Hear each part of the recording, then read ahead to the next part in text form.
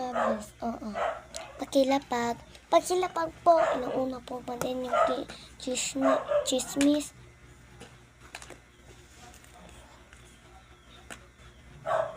Ano ba itong pinamili mo? Puros naman.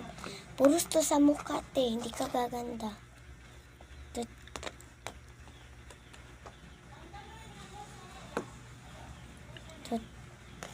Diba't hindi ka na bumili ng isang box nito pare?